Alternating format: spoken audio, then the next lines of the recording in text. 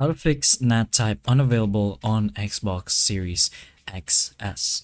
So if your Xbox Series X is doing this error, you'll probably have trouble with games, online games I mean, party chat, or basically just connection issues.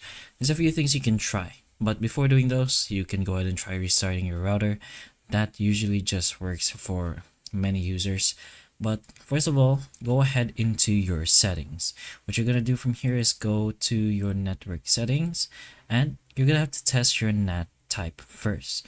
So by testing your NAT type, this way you'll be sure about your connection actually. So it will show the NAT type if it is open or not. So go ahead and test that first before doing the rest of these options. But if it still doesn't show open after even testing and restarting your router, you can go ahead into advanced settings. You're gonna have to make sure that in advanced settings the QoS tagging settings are both toggled off. So in advanced settings, go to QoS tagging settings, then make sure your tagging preferences are both toggled off.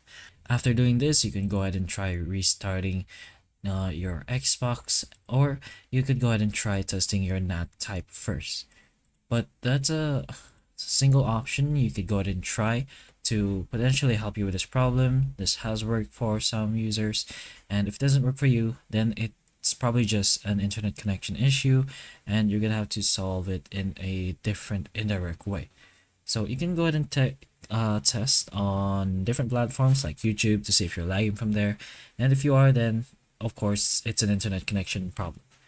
But those are a few things you can try actually. So hopefully the information of this video can help you, and if it can, please like and subscribe for more videos like this, and that's all.